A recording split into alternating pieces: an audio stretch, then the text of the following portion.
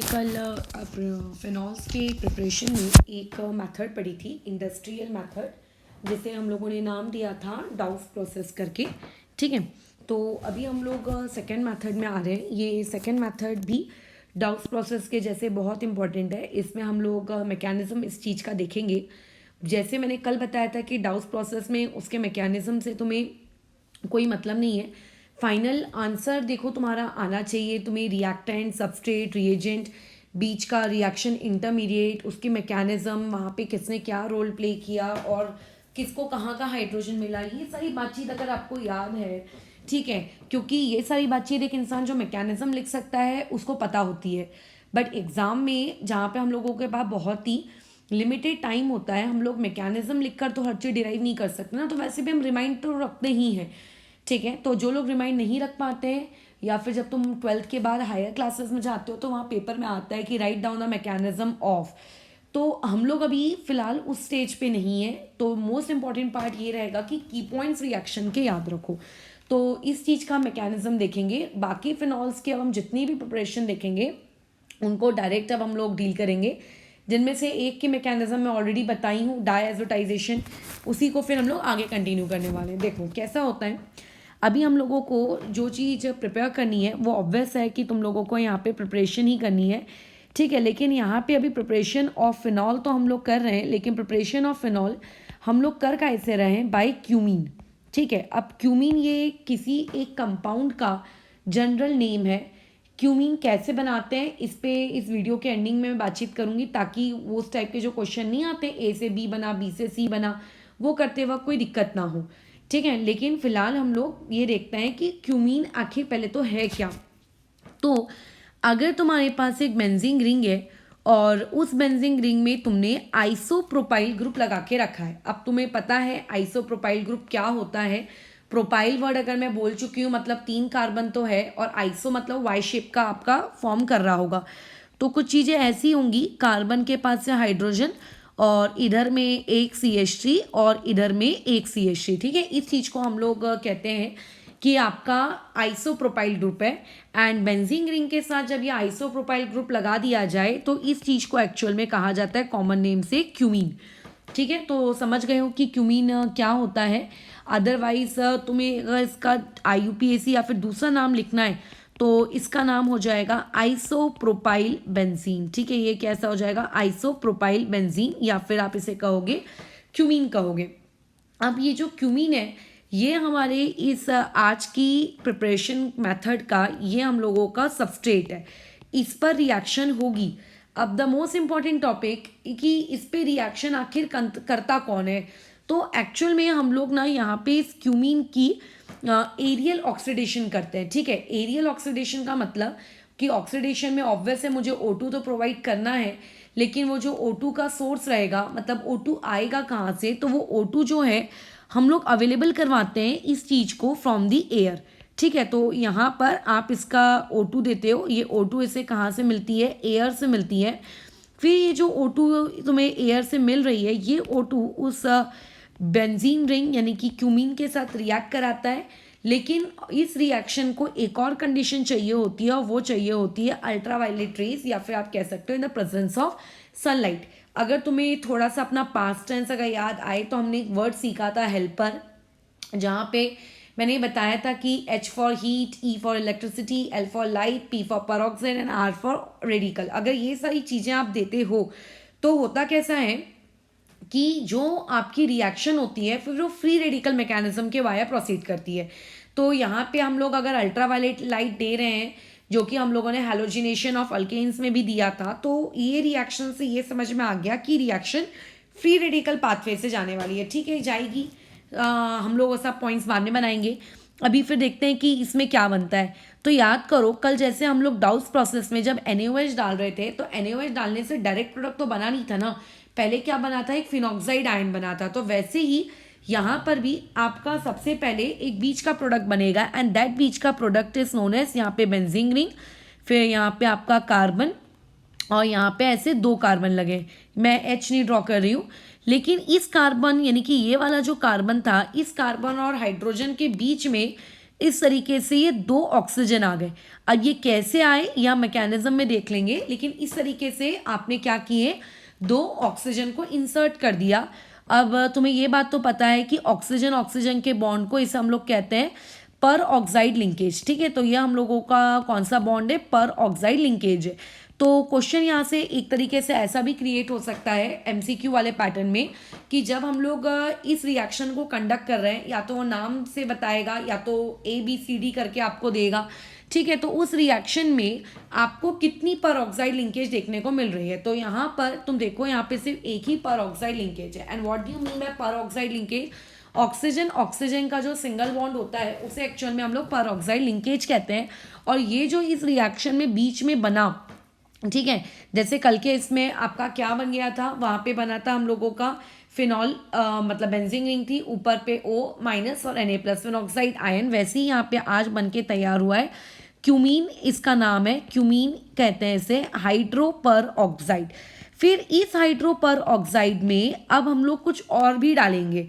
ठीक है, जैसे कल हम लोगों को जब फिनॉक्साइड आयन मिल गया था तो उसके बाद हमने क्या डाला था, H+ और यानी कि आपका डाइल्यूट HCl है ना। तो वैसे ही यहाँ पर भी आज मुझको अगेन वही स्टेप रिपीट करनी है। यहाँ पे भी हम लोग डाइल्यूट HCl यूज़ करेंगे। या तो ये चीज़ तुम्हें इस फॉर्मेट में लिख कर आ सकती है, या फिर तुमको ये चीज़ ऐसे लिख कर आ सकती है। तो अब जाके इस रिएक्शन में देखो, आपका मेन प्रोडक्ट बनेगा जिस चीज़ की हम लोग प्रिपरेशन कर रहे हैं, वो बनेगा तुम लोगों का फिनॉल, प्लस यहाँ से एक प्रोडक्ट और ऑब्टेन होता है। ठीक है, वो होता है हम लोगों का एसीटोन। अब ये एसीटोन नामक चीज़ एक जगह और बनी थी, अल्कोहल्स के प्रिपरेशन में बनी थी। मैंने कहा था वहाँ पे 2 प्रोडक्ट बनता है, एक बनता है अल्कोहल और एक बनता है एसीटोन। तो मेरे हिसाब से जहाँ तक मुझे याद आ रहा है वो तुम लोगों की BB रिएक्शन थी, उसी में शायद बना था।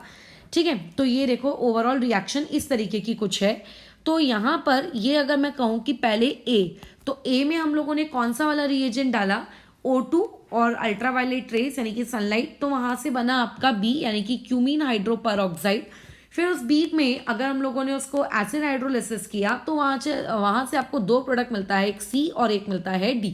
ठीक है, तो ये जनरल रिएक्शन है। और बोर्ड्स के पेपर में तुम्हें सिर्फ इतना ही लिखना पड़ता है कि अगर क्वेश्चन आया कि explain the production of phenol by the method of cumene, तो बस आपको ये इतना लिखना है, ये 2 स्टेप्स लिखनी है और 2 स्टेप्स में तुम्हें पूरे मार्क्स मिल जाते हैं। हाँ, बस इसी चीज़ को थोड़ा सजाने के लिए हम लोग ये ज़रूर लिख देते हैं कि यहाँ पे सबस्ट्रेट हम लोगों ने जो लिया है वो क्यूमीन है, और उसके बाद यहाँ पे रिएजेंट कौन कौन से यूज़ किए गए। तो देखो इस क्वेश्चन में जो हमने रिएजेंट यूज़ किया है वो आपका सबसे पहले स्टेप में हम लोग यूज़ कर रहे हैं O2, और उसके अलावा यहाँ पे सनलाइट यूज़ की जा रही है, और उसके बाद नेक्स्ट वाली स्टेप में हम लोगों ने उसको एसिड हाइड्रोलिसिस भी किया है। ठीक है, अब बात आती है यहाँ पे प्रोडक्ट। तो प्रोडक्ट में यहाँ पे जैसे हम लोग लिखेंगे ऑब्वियस फिनॉल का प्रोडक्शन कर रहे हैं तो फिनॉल तो बनेगा ही बनेगा। अब यहाँ पे जो तुम्हारा बाई प्रोडक्ट होता है, ठीक है, बाई प्रोडक्ट बनता है एसीटोन।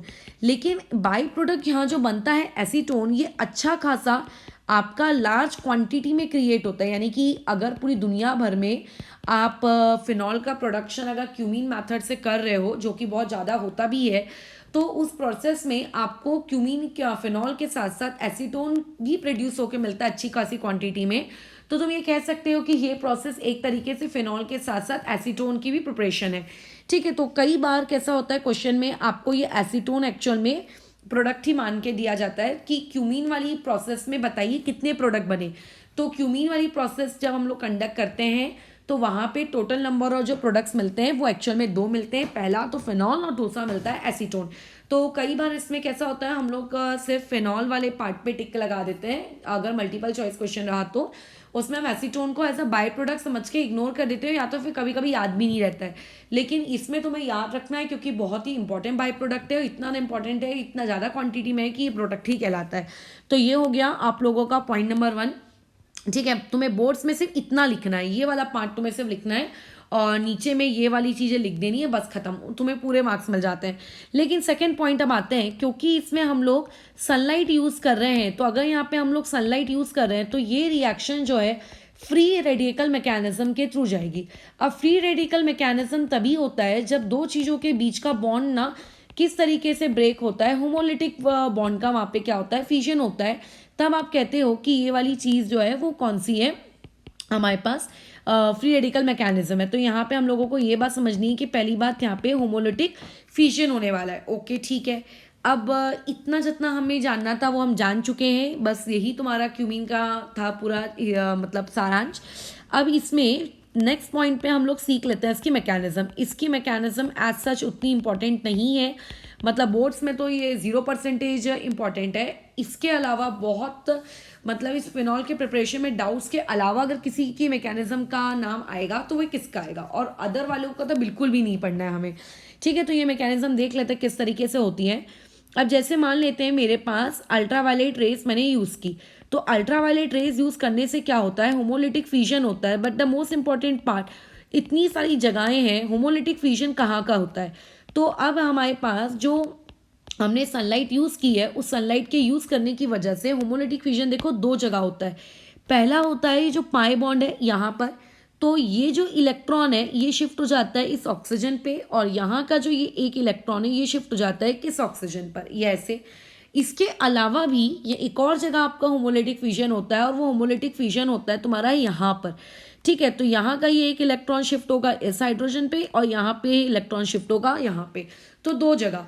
अब यहाँ तो हमें साफ साफ दिख रहा है कि पाई बॉन्ड ऑक्सीजन में टूट गए, लेकिन जो तुम्हारा क्यूमीन है, क्यूमीन में उसी जगह पे क्यों होमोलिटिक फिजन हुआ, बाकी जगह क्यों नहीं हुआ। देखो, क्योंकि अगर होमोलिटिक फिजन उस जगह पर होगा तो यहाँ पे आपका फ्री रेडिकल देखो ऐसे जनरेट होगा। मैं बता दे रही हूँ किस तरीके से हो रहा है।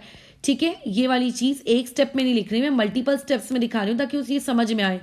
तो ये चीज़ कुछ ना इस तरीके से क्रिएट होगी। तो तुम ये देखो, इस फ्री रेडिकल का, ये फ्री रेडिकल इस बेंजीन रिंग के साथ रेजोनेंस कर सकता है।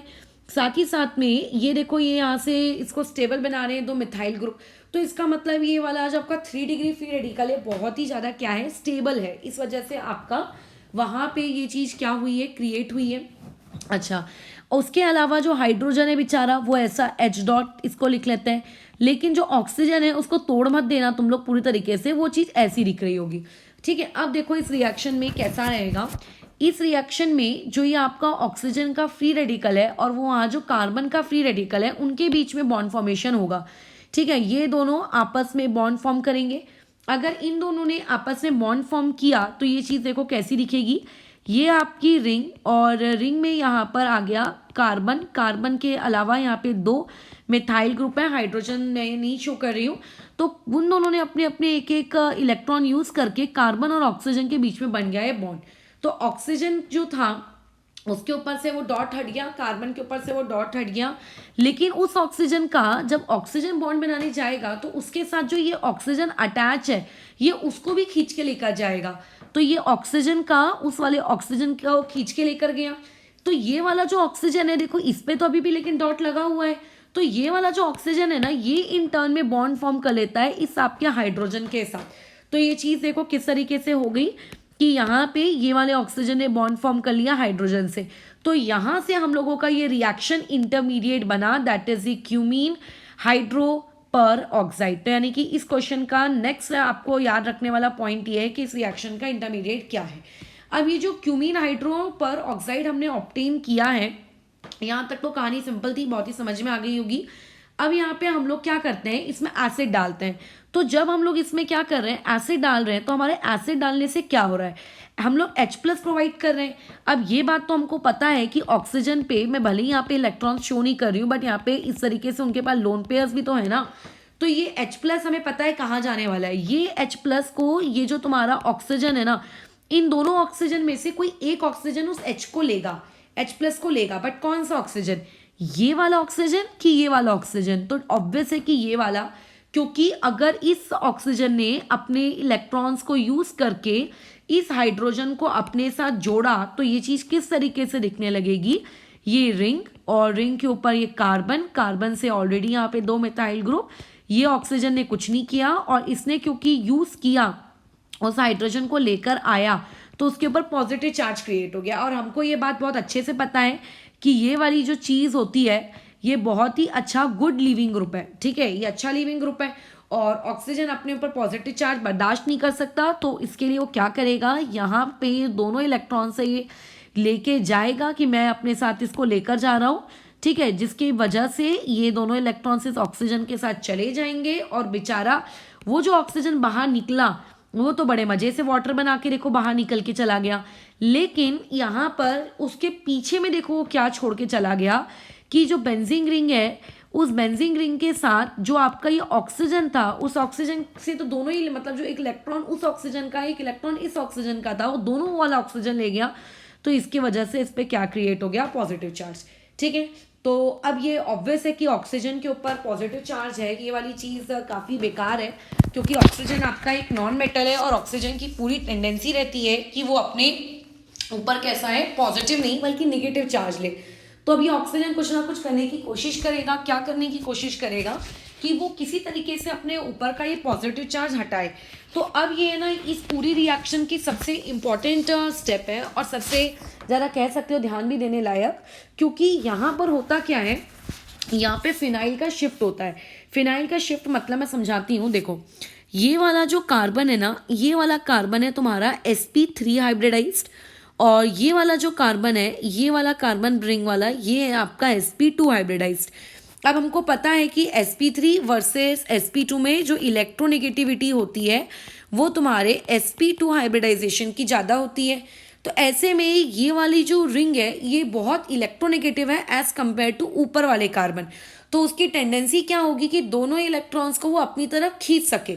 तो जब वो दोनों इलेक्ट्रॉन्स को अपनी तरफ खींचेगी तो ये रिंग क्या करेगी, या तुरंत जाएगी जहाँ पे ऑक्सीजन के ऊपर पॉजिटिव चार्ज है और उस ऑक्सीजन के ऊपर यहाँ पे जाके ऐसे बॉन्ड बना लेगी ऑक्सीजन के साथ। तो जब ऐसा हुआ, जब ये आपकी फिनाइल ग्रुप की शिफ्टिंग हुई, तो फिनाइल ग्रुप जब यहाँ से शिफ्ट हुआ तो क्या हो जाएगा, जो ऑक्सीजन था उस ऑक्सीजन से अब क्या जुड़ जाएगा, पीएच, और पॉजिटिव चार्ज तो हट गया।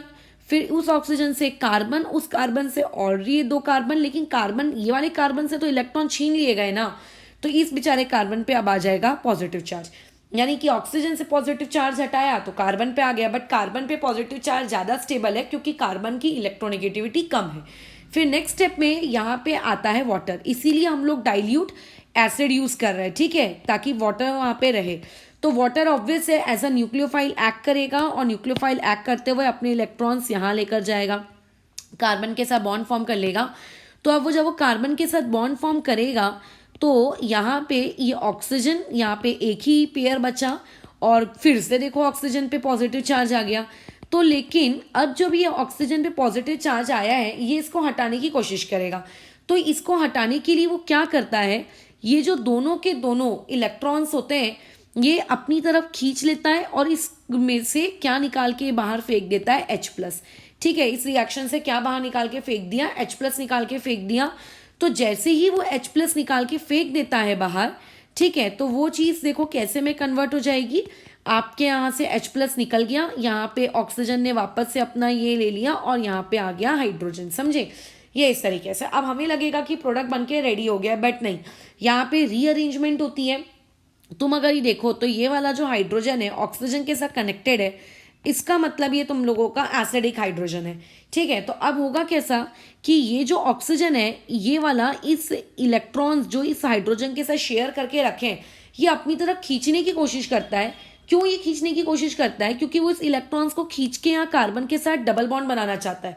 तो अगर मान लेते हैं उसने इलेक्ट्रॉन खींच लिए और उसने कार्बन के साथ डबल बॉन्ड बना लिया, तो वो चीज़ कैसी हो जानी है, ये चीज़ ऐसी हो जाएगी, यहाँ पे आ जाएगा डबल बॉन्ड O, ठीक है। अब यहाँ से कार्बन इसके साथ तो कनेक्ट हो नहीं सकता ना, क्यों नहीं कनेक्ट हो सकता, क्योंकि ऐसे में तो 5 बॉन्ड बन जाएंगे। तो इसका मतलब जैसे ही ये चीज़ यहाँ पे अपना पाई बॉन्ड बनाएगी तो ये दोनों इलेक्ट्रॉन्स शिफ्ट हो जाएंगे इस ऑक्सीजन पे, ठीक है। तो ये यहाँ से कनेक्टेड नहीं रह पाएगा, ठीक है। तो इस तरीके से देखो एसीटोन तो तैयार हो गया। फिर जैसे ही वो दोनों इलेक्ट्रॉन्स ऑक्सीजन पे शिफ्ट होंगे, ऑक्सीजन के ऊपर नेगेटिव चार्ज क्रिएट होगा और ऑक्सीजन अपने उस इलेक्ट्रॉन्स के साथ आएगा, बोलेगा कि मैं हाइड्रोजन को पकड़ लेता हूँ। तो इस तरीके से पीएच कनेक्टेड है O से और O ने पकड़ लिया H को। तो यहाँ पे हमने क्रिएट कर लिया हमारा फिनॉल और फिनॉल के साथ क्या क्रिएट कर लिया हम लोगों ने, हम लोगों का एसीटोन। तो मैकेनिज्म में कुछ नहीं याद करना है, याद नहीं भी होगा चलेगा, बट तुम्हें इसका रिएजेंट सबस्ट्रेट वगैरह याद होना चाहिए। अब इसमें एक चीज़ ऑब्जर्व करो, इस रिएक्शन की इस स्टेप में हम लोग H+ क्या कर रहे हैं, ऐड कर रहे हैं, ठीक है। लेकिन यहाँ पर यहाँ पे तुम देखना, यहाँ से H+ वापस से हम लोगों ने रिमूव भी मिल गया, मतलब मिल गया हमें, रीगेन हो गया। तो जब कोई चीज़ रिएक्शन में यूटिलाइज होती है और वापस से अगर वो आपको मिल जाती है तो हम लोग क्या कहते हैं, कैटलिस्ट। मतलब इस रिएक्शन का, इस पूरी रिएक्शन में जो कैटलिस्ट वाला रोल प्ले कर रहा है, वो कैटलिस्ट का रोल प्ले कर रहा है तुम लोगों का एसिड, ठीक है। तो हम लोगों को सबस्ट्रेट पता है, रिएजेंट पता है, प्रोडक्ट पता है, बाई प्रोडक्ट पता है, इवन एसीटोन को भी आप प्रोडक्ट में ही गिनते हो। हाँ, इसमें एक चीज़ है कि बाई प्रोडक्ट में एक क्वांटिटी और क्रिएट होती है, वो कौन होता है, वाटर, ठीक है। याद आएगा तो देख लो, यहाँ पे हम लोगों ने वाटर क्रिएट किया है, यहाँ से पानी निकल गया है बाहर। अच्छा, अब इसके अलावा क्या कुछ और भी बातचीत है जो हम लोगों को जाननी है? तो डेफिनेटली वो बातचीत हमें जाननी है। कुछ की पॉइंट्स, अब देखो की पॉइंट्स क्या हैं जो मैं हमेशा रिएक्शन के मैकेनिज्म खत्म होने के बाद बताती हूँ। वो ये है कि यहाँ पे इस वाले हाइड्रोजन को मैं ऑरेंज कलर से मार्क कर रही हूँ, ठीक है। बाद में हाइड्रोजन देखो मैकेनिज्म में कहाँ है, यहाँ पर है। फिर यह हाइड्रोजन कहाँ है, यहाँ पर है। फिर वही वाला हाइड्रोजन कहाँ पर है, ये इस तरीके से। अब मान लेते हैं ये H+ कहाँ से आ रहा है, एसिड से आ रहा है। तो एसिड से जो H+ आ रहा है ना, उसको मैं रेड तरीके से मार्क करती हूँ। तो हुआ क्या, ऑक्सीजन के पास एक ऑरेंज कलर वाला आपके पास H है और एक H उसके पास क्या है, रेड कलर वाला है। यानी कि इस रिएक्शन में जो वाटर बनता है ना, उस वाटर के पास 2 हाइड्रोजन होते हैं, ठीक है। नोट नंबर 7 है शायद ये। तो जो वाटर के पास यहाँ पे जो 2 हाइड्रोजन होते हैं, उनमें से एक हाइड्रोजन कहाँ से आता है, जो आपका आइसोप्रोपाइल ग्रुप है, ठीक है। ये जो आपका आइसोप्रोपाइल ग्रुप था, इस आइसोप्रोपाइल ग्रुप का जो ये वाला हाइड्रोजन है, ये होता है उसका सोर्स, ये होता है सोर्स, बराबर। और यहाँ पर ये वाला जो तुम्हारा हाइड्रोजन है, ये हाइड्रोजन कहाँ से आता है, ये आता है फ्रॉम एसिड, ठीक है। तो ये इस तरीके से हमने पता कर लिया। उतना इंपॉर्टेंट तो नहीं है, बट कभी कभी कैसा ज़्यादा कॉम्प्लिकेटेड सवाल अगर क्रिएट करना हो मैकेनिज्म के बेसिस पर, तो यहाँ पर क्रिएट किया जा सकता है। जैसे मैंने बताया था तुम लोगों का BB रिएक्शन इंपॉर्टेंट है, ठीक है, और MPV रिएक्शन इंपॉर्टेंट है, उतना ज़्यादा इंपॉर्टेंट तो ये नहीं है। अच्छा, उसके अलावा और भी देखो कुछ खास बात हुई है, क्या हुई है, फिनॉल को भी तो H मिला है। फिनॉल को H कहाँ से मिला है, फिनॉल को H मिला है वाटर से। तो अगर ये कौन सा वाला वाटर है जो ऑलरेडी हम रिएक्शन में दे रहे हैं, जो रिएक्शन में प्रोड्यूस हो रहा है वो नहीं, जो ऑलरेडी डाइल्यूट एसिड में हमने जब एसिड को डाइल्यूट करके यूज़ किया ना, तो नॉर्मल वाटर।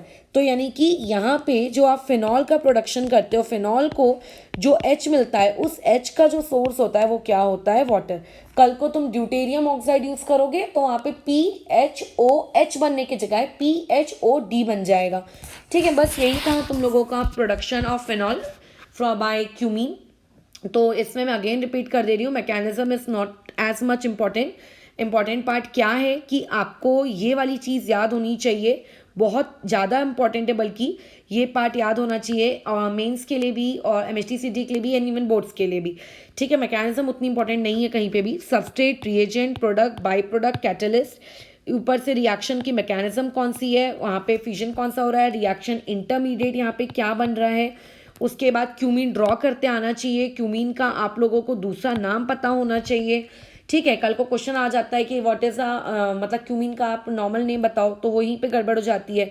उसके बाद इस रिएक्शन में ये पता होना चाहिए कि यहाँ पे ऑक्सीजन के ऊपर क्योंकि पॉजिटिव चार्ज आ जाता है, तो इसकी वजह से इसमें pH शिफ्टिंग हुई है, ठीक है। यहाँ पे क्या हुआ है, pH की शिफ्टिंग हुई है। तो बस यही था हम लोगों के क्यूमीन के बारे में। अब जो आपके सीरीज़ वाले क्वेश्चन आते हैं, सीरीज़ वाले क्वेश्चन मतलब A में ये डाला तो ये बनेगा, A में B में ये डाला तो ये बनेगा, इस टाइप के सवालों में हम लोगों को कई बार ना रिएक्शन समझ नहीं आती है।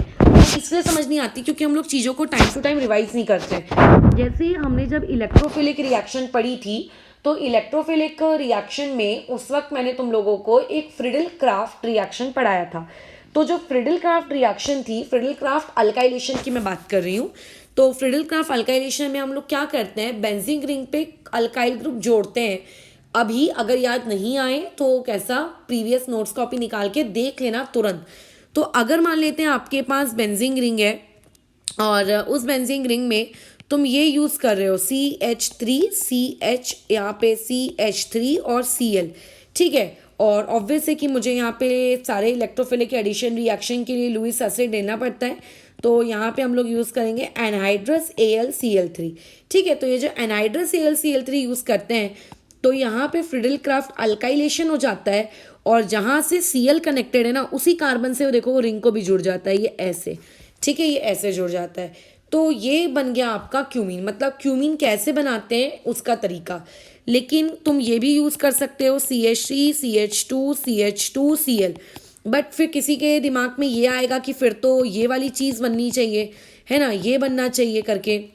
नहीं, ये नहीं बनता, क्योंकि इलेक्ट्रोफिलिक एडिशन में यहाँ पर हम लोगों की जो फर्स्ट स्टेप होती है वो फर्स्ट स्टेप होती है जनरेशन ऑफ एन इलेक्ट्रोफाइल। तो जैसे ही तुम इलेक्ट्रोफाइल जनरेट करोगे तुम्हारा इलेक्ट्रोफाइल कुछ इस तरीके से दिखेगा। क्या है ये इलेक्ट्रोफाइल? ये इलेक्ट्रोफाइल एक कार्बोकैटायन है, और हमें पता है कि कार्बोकैटायन खुद को 1 डिग्री से 2 डिग्री में अरेंज कर लेगा, है ना। तो आखिर ये बना तो वही। अगर मैं यहीं से डायरेक्ट इलेक्ट्रोफाइल जनरेट करती तो 2 डिग्री के अल्काइल हैलाइड से ये वाला इलेक्ट्रोफाइल जनरेट होता, और 1 डिग्री के अल्काइल हैलाइड से ये बनता। लेकिन ये बनने के बाद तो रीअरेंजमेंट हो जाती, और रीअरेंजमेंट बन के देखो ये वही बन रहा है। तो इसीलिए यहाँ से भी क्या बनेगा? क्यूमीन। तो ये यूज़ करो कि ये यूज़ करो, क्यूमीन बनता ही है। अच्छा, इसके अलावा तुम क्यों एक और चीज़ यूज़ कर सकते हो, वो रहता है ये इस तरीके से, ये यूज़ कर सकते हो। इसमें इलेक्ट्रोफाइल कैसे बनेगा? ये जो पाई इलेक्ट्रॉन से इस पे शिफ्ट करा दो तो ये बन जाएगा CH3 CH यहाँ पॉजिटिव, और यहाँ पे CH2 नेगेटिव, और ये जाके अटैच हो जाएगा आपके, मतलब ये आपका बेंजीन रिंग से। तो ये तीनों तरीके हैं। अब ये रिएक्शन कैसी आएगी? कल को ये रिएक्शन ऐसी आ गई कि रिंग दी, रिंग में बोला है कि यहाँ पर डाला मैंने समथिंग लाइक से A, और यहाँ पे यूज़ किया है एनहाइड्रस AlCl3, तो कुछ बना B। फिर B में हम लोगों ने डाला है O2, ठीक है, और HNu, और यहाँ से बना C। फिर C में हम लोगों ने डाला है एसिड, इस तरीके से तो बना D। अब जो ये D बना, ये इसके बारे में इंफॉर्मेशन दे दी कि ये फिनॉल है। तो अब ये तो पता चल गया कि ये D मतलब कुछ ऐसी इंफॉर्मेशन देगा जिससे आप ये पता लगा लोगे कि D फिनॉल है। अब फिनॉल है तो अभी C क्या रहा होगा? तो हमें तो देख के समझ में आ रहा है कि H+HCl है, तो H+HCl तो डाउस की भी प्रोसेस में आता है ना। तो लेकिन यहाँ दिख रहा है ना कि O2HNu है, तो अगर ये O2HNu है मतलब ये वाली चीज़ ज़रूर क्या रही होगी? O2HNu यानी कि ये वाली चीज़ ज़रूर क्यूमीन रही होगी। अगर ये क्यूमीन रही होगी तो यहाँ पे ये जो C बना होगा वो C किस तरीके से बना होगा आपका? ये इस तरीके से ये चीज़ रही होगी। और अगर यहाँ पे क्यूमीन, बेंजीन से हमने क्यूमीन बनाया है तो ज़रूर हम लोगों ने यहाँ पे कुछ इस तरीके की चीज़ यूज़ की होगी। तो ऐसे में आपको दिमाग लगाना पड़ेगा, ठीक है। तो ये हम लोगों ने क्यूमीन वाले से किस तरीके से फिनॉल बनाते हैं ये वाली चीज़ कवर कर ली है। अभी नेक्स्ट में हम लोग जितनी भी रिमेनिंग मेथड्स बाकी रह गई हैं फिनॉल्स को प्रोड्यूस करने की, वो सारी की सारी देख लेंगे। उसमें मैकेनिज्म पार्ट इंक्लूड नहीं होगा।